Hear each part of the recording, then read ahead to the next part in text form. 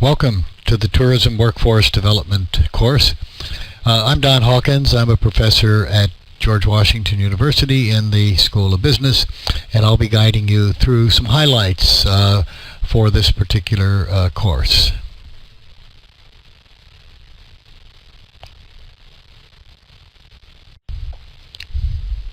This course is organized into 3 units. The first unit is an introduction to workforce development. The second unit is based upon a toolkit that we developed at George Washington University in collaboration with Educational Development Center, and it focuses on methods and tools that could be used in assessing and designing workforce development programs.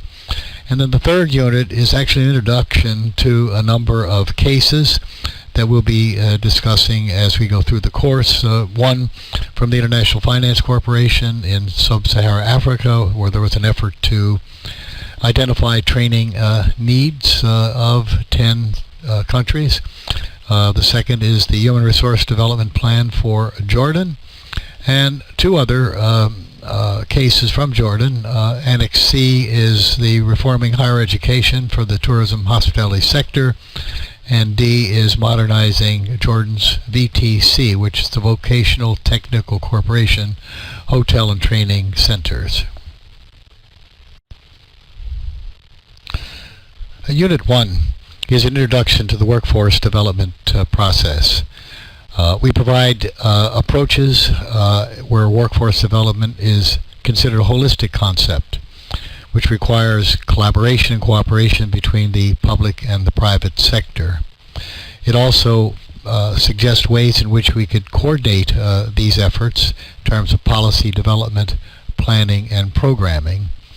It also focuses on a human resource development approach that articulates the needs of industry and attempts to find the ways and means in which training institutions could respond to workforce requirements.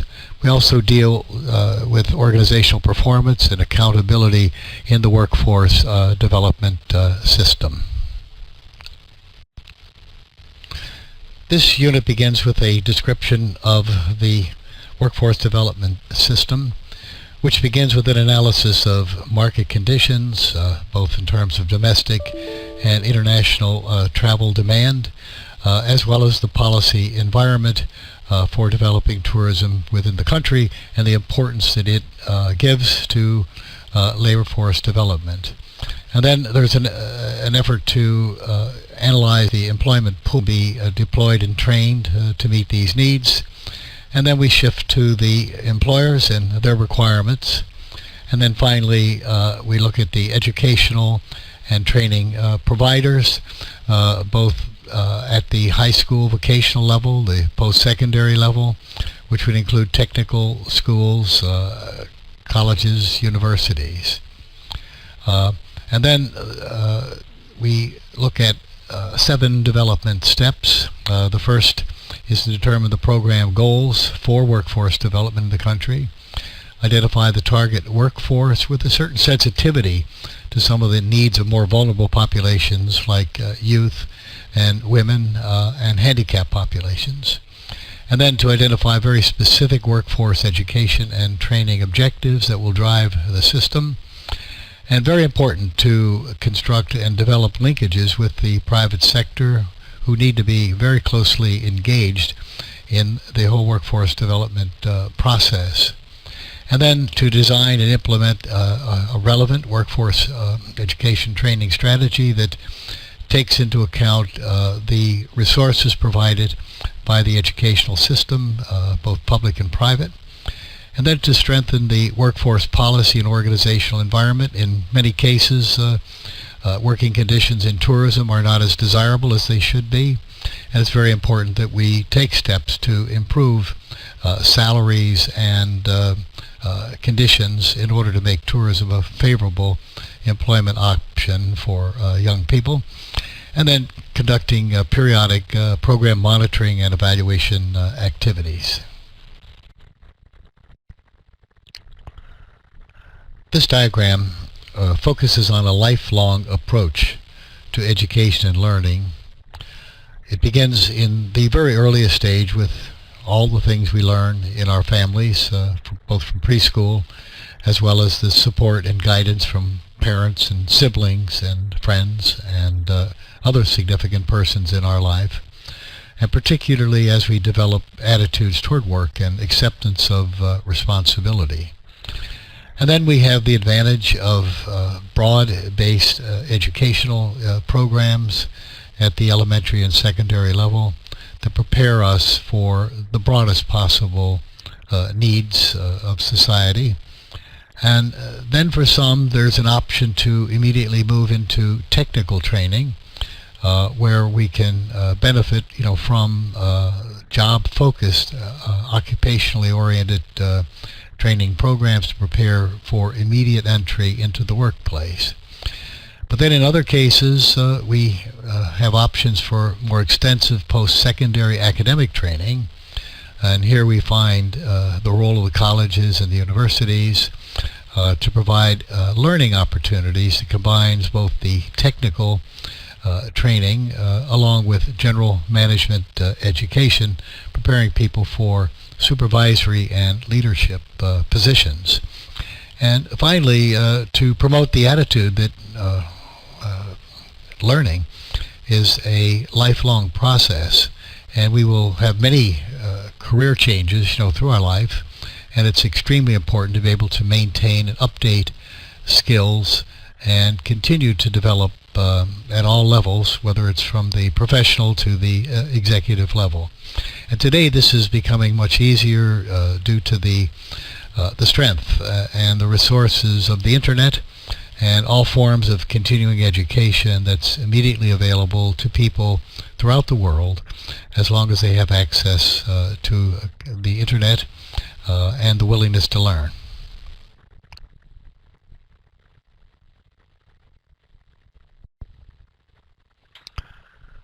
Okay, Unit 2 focuses on specific tools to help in both planning and designing workforce development programs. This effort was funded by USAID through two programs, the Global Sustainable Tourism Alliance and EQIP 3. It attempted to look at the overall needs of the tourism sector, at the same time a special focus on youth.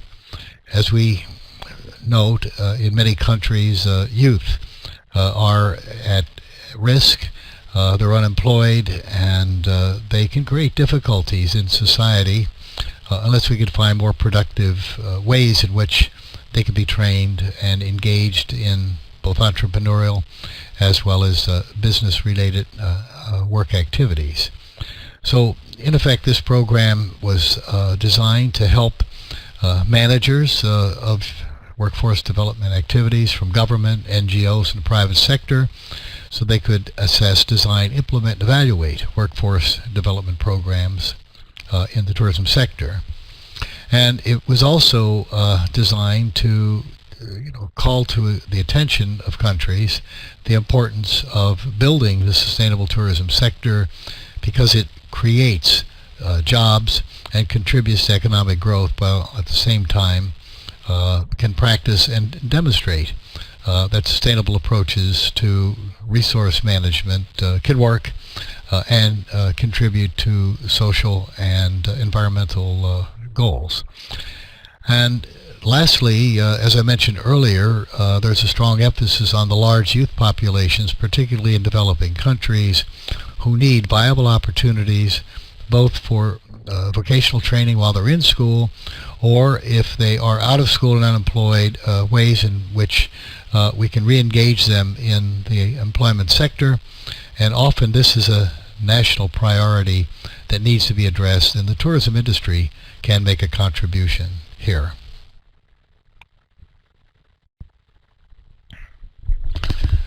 This slide essentially is a picture of the cover of the Guide and Toolkit series that focused on designing tourism workforce development programs. It has a special focus on job and career opportunities for youth. And this was developed through the EQIP 3 program, which is administered by the Educational Development Corporation in collaboration with the Global Sustainable Tourism Alliance and the George Washington University. There were also a number of collaborators who helped us test the questionnaires and the methodologies in the Dominican Republic, particularly in the Puerto Plata area. What we suggest is that you click on this link and download the entire toolkit so you can refer to it in detail. As you go through the basic course, there's a number of references to the toolkit. We've also tried to make it easy for you to use the tools themselves by giving you links to Word files so that if you wanted to convert a certain questionnaire or adapt it to your needs, it would be easy to do. So there are many resources in this particular toolkit that you could rely upon as you develop workforce development programs in your particular country or situation.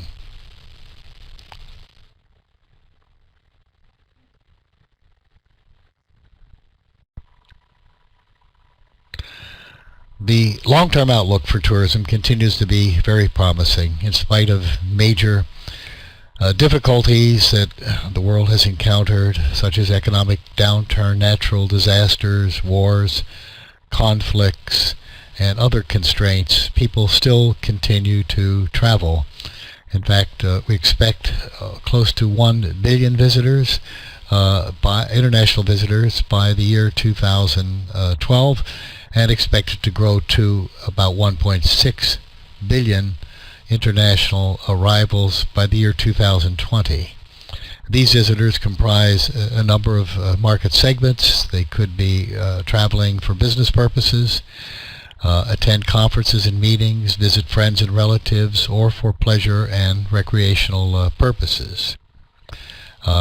We need to stress the importance of tourism as a job generator and as a result economic development tool for many countries. We're also seeing that tourism is a way in which we could create new businesses which are going to be very important as we move into the green economy, which will require renewable energy and other more innovative approaches.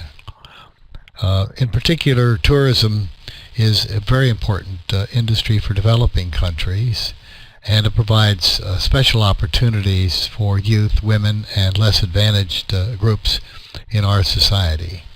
As you can see by the quote there, the story of a successful tourism enterprise is one that is largely about people and how they're recruited, managed, trained, and educated, and how they are valued and rewarded, and how they are supported through a process of continuous learning and career development. And none of this happens by accident, hence the need for a very well-designed workforce development program which is implemented through public and private collaboration and cooperation.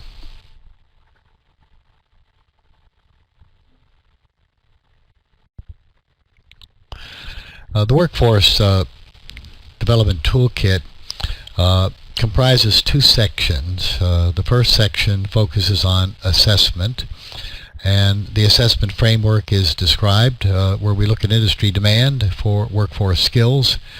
We also assess the capacities of education and training providers to meet those needs. And then finally, since this toolkit has a special emphasis on youth, we look at the attitudes and perception of youth toward tourism as a career. And there is also a section on how one can program plan using workforce assessment information. And then we address the various factors of demand including determining workforce needs, identifying job needs, analyzing skill needs, identifying factors that hinder growth, determining industry attitudes toward this industry and toward youth. And then we also look at the supply side, assessing the coverage and quality of training provider programs, the linkages between employers and training providers, and then identifying ways in which we could overcome barriers for youth who want to work in tourism, and identifying skill levels required for both new as well as incumbent workers. And then finally, the section deals with how to go about actually conducting a workforce assessment. The steps involved in preparing the questionnaires, the design, the testing, the data collection activities, and then how one can analyze the data and develop recommendations, then finally sharing results and mobilizing actions.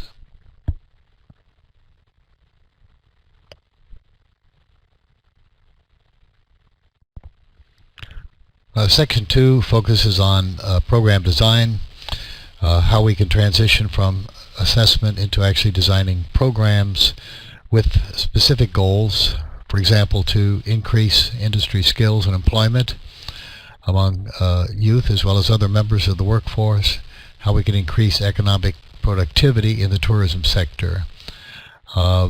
What we attempt to do with these questionnaires is to have certain questions in both the employer questionnaire and the training provider questionnaire and the youth questionnaire that are very similar, so we could triangulate the data and look for gaps between worker needs and perceptions by employers and training development requirements as seen by the training provider, and then also trying to engage youth so that we understand better their needs and their requirements.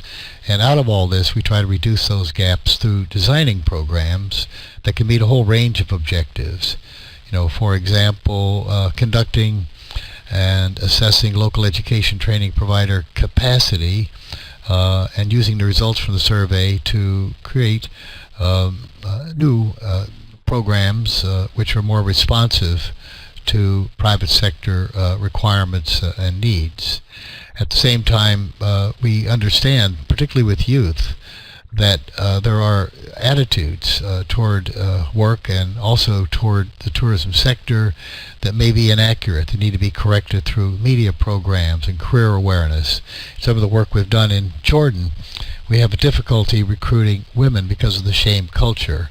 In the culture of some Arab countries, it's considered by families improper for young women to work in places where they can be seen on a day-by-day basis. And so many of the jobs we have in the tourism sector are out in front. They're in the front office or they're in the service areas. So it's a difficult issue to overcome, but this again needs to be an objective that could be addressed through direct media programs to reach parents, to reach counselors in schools, and others that can have a significant impact upon young people as they make career choices.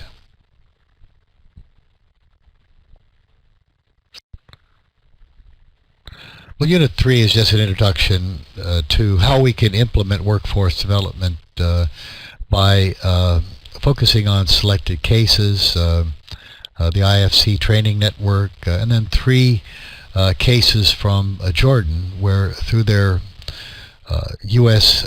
Jordan Tourism Development Project, they have put a lot of emphasis on human resource development, training systems, reform of both high school as well as higher education programs. So we'll be discussing them briefly in the following slides. This is a very interesting report. It was developed through the International Finance Corporation, the IFC, through the Johannesburg office, and was conducted by Anna Spenceley and Zach Rosga.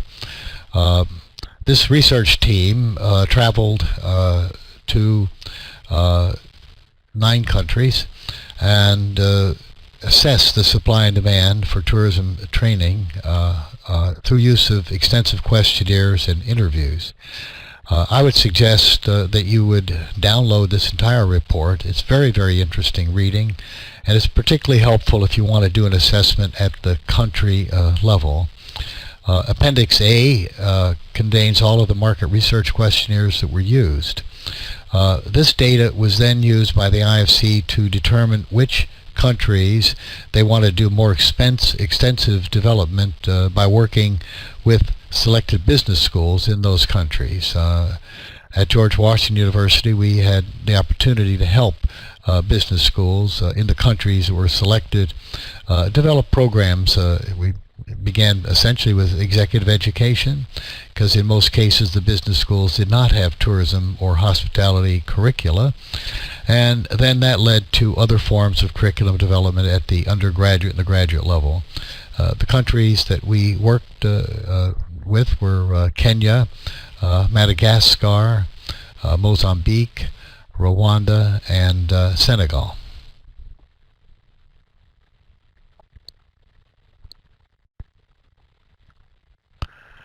In the following slides, we're going to discuss 3 cases that were selected from Jordan.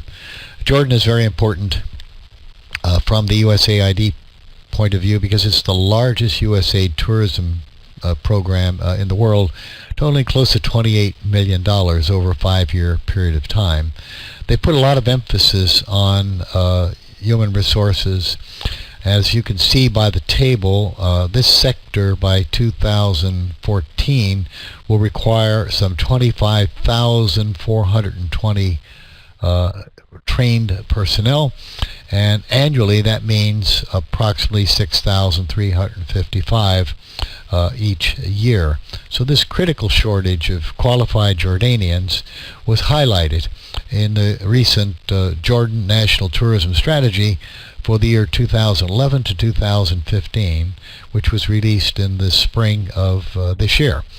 And I note here in the slide, bring your attention to the labor market development requirements. The targets are 25,000 additional direct jobs created in tourism over the period 2011-2015, and then to increase female participation in the workforce by 15%, and to train 5,000 students in the VTC centers. There are 11 of these. VTC stands for Vocational Training Centers, and to provide hospitality skills training for 40,000 employees. So this is a daunting task, and a lot of effort is going into meeting this challenge in Jordan. And I'll discuss how it's being addressed in the higher education system in the next slide.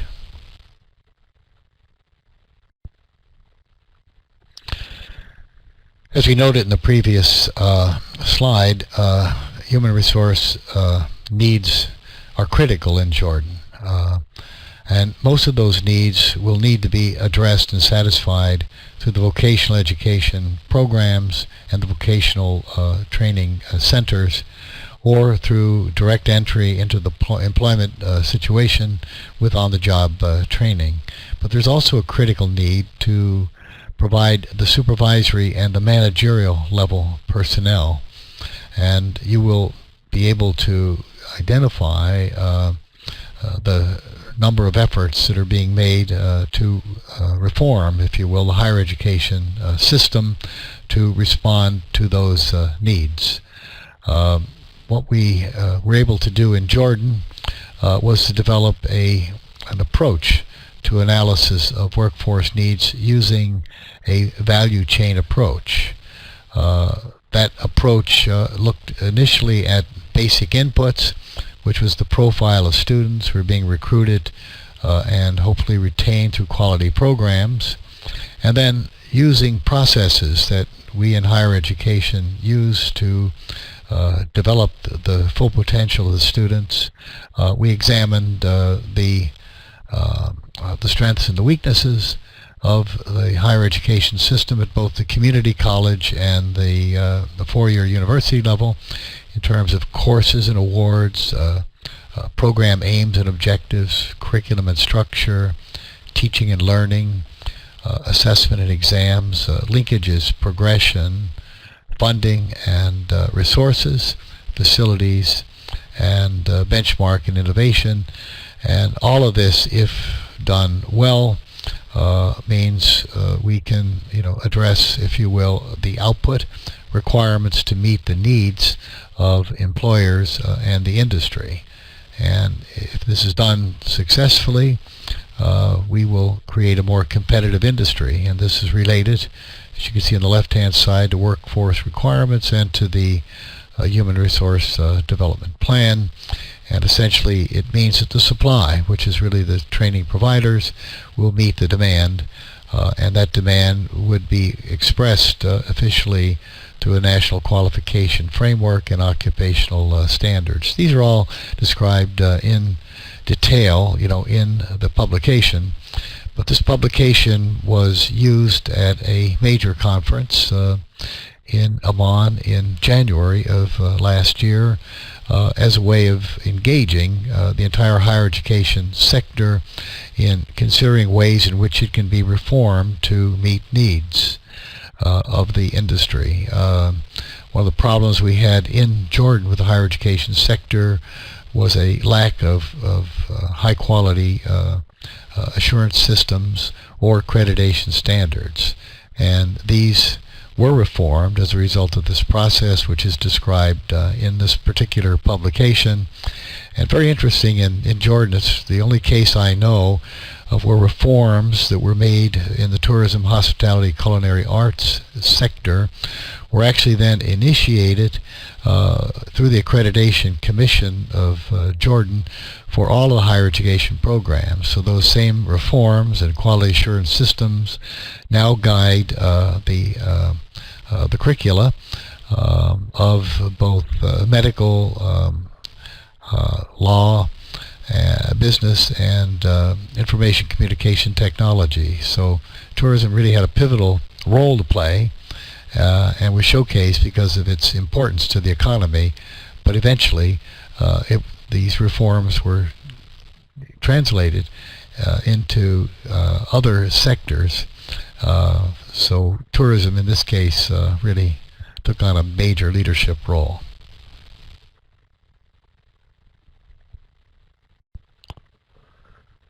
The last case focuses on steps that were taken to modernize Jordan's vocational technical corporation, VTC, Hotel and Tourism Training Centers. There's 11 of these, and the overall objective of this initiative was to have trainees reach the appropriate level of competence in order to apply specific knowledge and skills in tourism disciplines such as food and beverage service, food production, housekeeping, and associated hospitality and communication skills.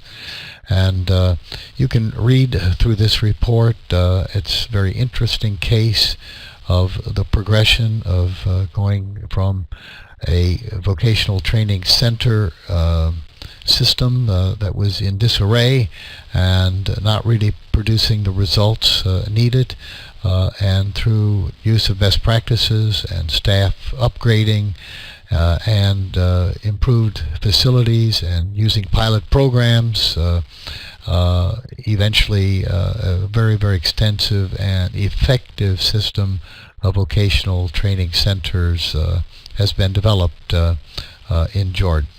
And you can see the overall description of the VTC, or Vocational Training Corporation, and how it is organized to provide all the needs required by the industry for technically trained personnel. So this is a good example of what can be done when the entire system of post-secondary training is coordinated and linked to workforce needs. There's currently ongoing in Jordan an attempt also to reform the high school vocational system. It's called the Fundakia system. Fundakia in Arabic means hotel. And there's tremendous deficiencies in that system. And it's hoped in the next couple of years that with those reforms, we will end up having a total integrated and reformed and effective system, which would include high school vocational education, vocational technical education centers, and higher education programs offered by colleges and universities. So this is the concluding slide. I hope that you all have an opportunity to communicate with each other as you go through this course and focus on some of the discussion questions, and that this will help you in understanding the importance of workforce development as part of the whole process of developing a sustainable tourism development approach. So